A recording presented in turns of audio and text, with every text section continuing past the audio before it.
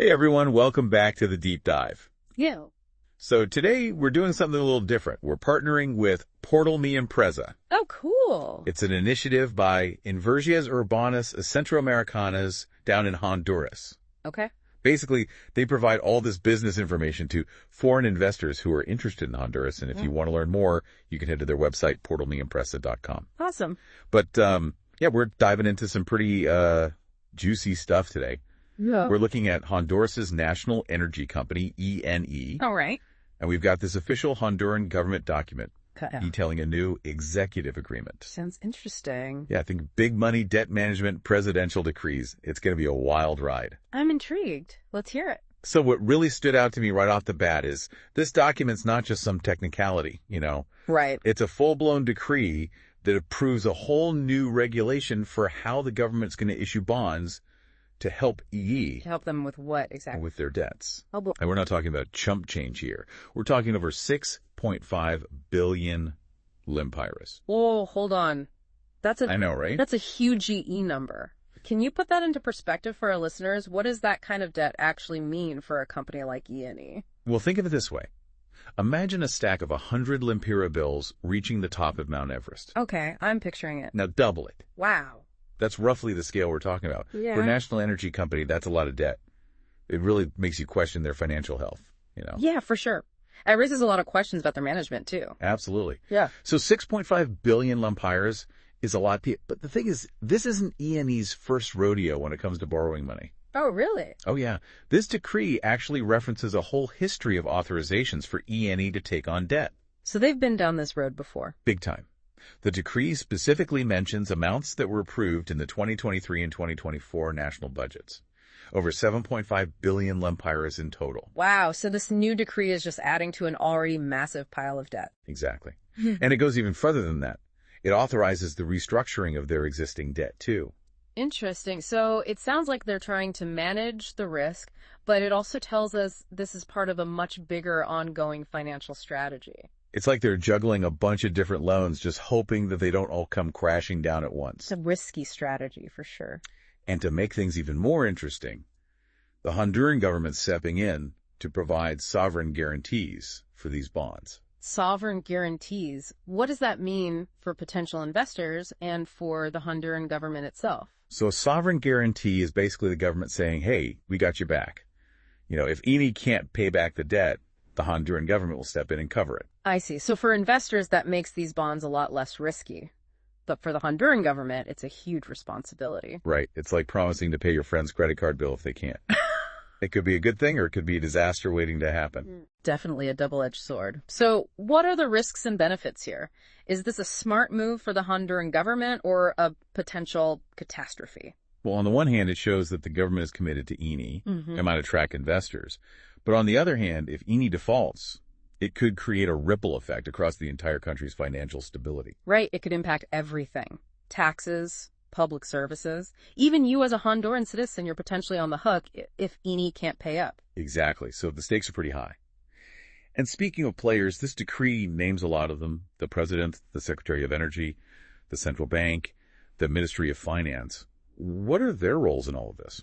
Well, it's a bit of a tangled web, but basically the president approves the decree. The Secretary of Energy would be working closely with ENE to figure out their financial needs and plans.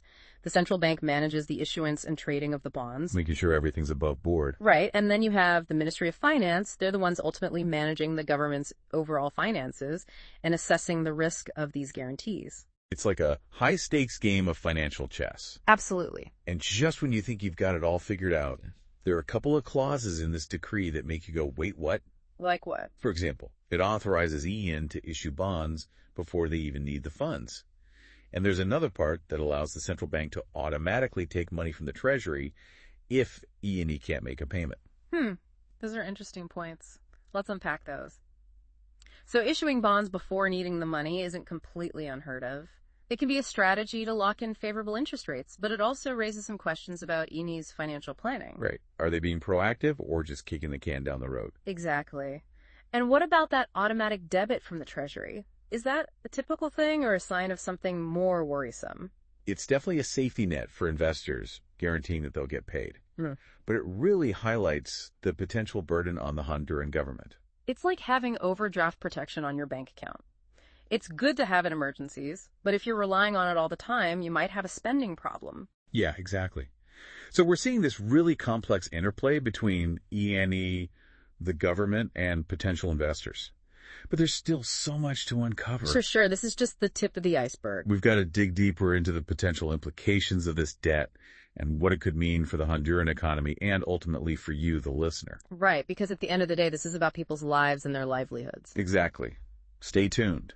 We'll be right back with more. Can't wait. Okay, we're back and ready to dive even deeper into this Honduran energy saga. You know, one thing that really jumped out at me in this decree is that it doesn't actually say why INI needs to borrow so much money. Yeah, that's a good point. The document just mentions financing the financial obligations of INI, which is pretty vague. Right. It's like they're giving us a puzzle, but with half the pieces missing. Yeah. So how can we as informed citizens try to fill in those gaps? What can we infer from what we do know about INI and the Honduran energy sector? Well, we have to think about it logically. If Ian needs billions in new debt just to keep the lights on, that's a major red flag. It suggests there are bigger issues at play. You know, Like what? things like inefficiency or mismanagement, maybe even structural problems within the Honduran energy sector itself. It's like trying to put a Band-Aid on a broken bone. It's a temporary fix that doesn't address the real issue. Exactly. But what does this all mean for the average person in Honduras? How could INI's financial troubles trickle down and impact their lives? Well, think of it as a domino effect. If INI keeps accumulating debt, it could lead to higher energy prices for consumers, reduced investment in essential things like healthcare and education, and worst case scenario, it could even contribute to a national debt crisis. Wow, so this isn't just about numbers on a balance sheet. We're talking about real-world consequences for real people. Absolutely. So what does this decree ultimately tell us about the overall health of Honduras's energy sector? Is it stable, or is it teetering on the edge? Honestly, it's a mixed bag. On one hand, the government is willing to provide those sovereign guarantees, which shows some level of commitment. They're essentially saying, we believe in INI and we're willing to put our money where our mouth is. Right. But on the other hand, the sheer amount of debt and the lack of transparency about its purpose, those are some serious concerns. Yeah, it's like they're trying to paint a pretty picture, but we can see the cracks underneath. Mm-hmm. This decree might offer some temporary relief, but without addressing the root problems, things could easily get worse. I agree. Without transparency, accountability, and maybe even some tough structural reforms, INI's problems could spiral out of control and impact the whole country. And that brings us back to our friends at Portal Me Empresa. Oh, right. They have a ton of information for foreign investors who are trying to understand the complexities of doing business in Honduras. Yeah, it's a great resource. If this deep dive has piqued your interest, you should definitely check out their website, portalmeempresa.com. Absolutely. Understanding the financial landscape is so important for any investor, and Portal Me Empresa provides all the resources to navigate those intricacies. But this goes beyond just investors. This is about the Honduran people, their government, and their energy future. They deserve to know what's going on and how their lives might be affected.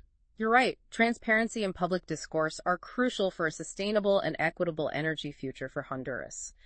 This situation with EA really highlights the importance of informed decision-making, not just for those in power, but for every citizen. Exactly. It's not just about numbers. It's about people's lives, their livelihoods, and their access to affordable, reliable energy. Which brings us to a really crucial question. What does all this mean for you, the listener? If we zoom out and look at the bigger picture, this episode really highlights a critical challenge facing many nations today: balancing economic development with environmental sustainability. Can Honduras develop its energy sector in a way that benefits its people while protecting its natural resources and addressing climate change? That's the million lempira question. And it's a question we all need to be asking. Not just in Honduras, but globally. All right, so we've covered a lot of ground here. Billions in debt. Government guarantees potential risks to the Honduran economy. It's a lot to take in. Yeah, definitely a lot to unpack. But here's the thing. This decree and INI's whole financial situation, it matters. This stuff could impact energy prices, government spending, even the country's overall economic stability. Absolutely. It's like a web with INE at the center, and those threads connect to every aspect of Honduran life. Exactly. And understanding these connections, that's what empowers you, the listener, to ask the right questions and hold those in power accountable. Right. Knowledge is power. So what can you actually deal with this information? Well, first of all, don't be afraid to ask questions. Talk to your friends, your family, your community members about this issue. Yeah, share what you've learned from this deep dive. The more people who know about EME's financial situation, the more pressure there will be for transparency and responsible decision-making. And you can also take what you've learned and explore Portal Mi Empresa. Oh, yeah, great idea. They've got all kinds of resources to help you understand the Honduran business environment, not just for investors, but for anyone who wants to learn more about the country's economic landscape. By digging a little deeper, you can really form your own informed opinions and contribute to a more informed public discourse about Honduras's energy future. So this deep dive has really been about peeling back the layers and revealing the complexities of Honduras's energy sector. We've explored the financial maneuvering, the potential risks, and the crucial role of citizen engagement. And remember, the story doesn't end here. The choices made today regarding ENE and Honduras's energy sector, they'll have lasting impacts. Exactly. So stay informed, stay engaged, and keep asking those tough questions. Thanks for joining us on this deep dive into the world of Honduran energy finance. We hope you've gained some valuable insights and a deeper understanding of this complex issue. Until next time, keep exploring.